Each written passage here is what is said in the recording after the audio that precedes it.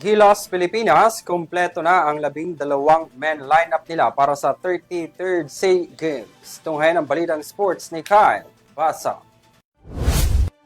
Sa kinadami-daming pagbabago ng lineup dahil sa eligibility ng mga manlalaro ng Gilas Pilipinas, sa wakas at kumpirmado na ito ng Samahan ng Basketball ng Pilipinas ngayong araw, December 4.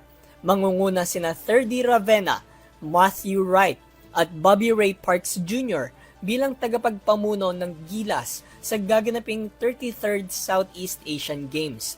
Kasama ng tatlo ay halo-halong PBA at collegiate players na sina Cedric Manzano, Dalf Panopio, Justin Chua,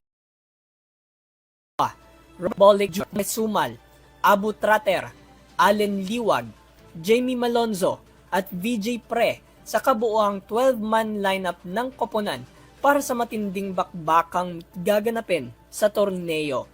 Ayon kay head coach Norman Black, hindi na niya pinabalik ang mga nasa lineup noong SEA Games 2023 na ginanap sa Cambodia.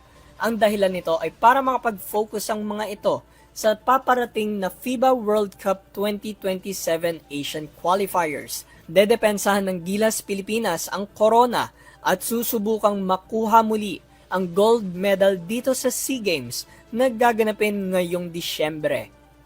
Para sa EuroTV News, ako si Kyle Basa, sumasaludo sa bawat Pilipino.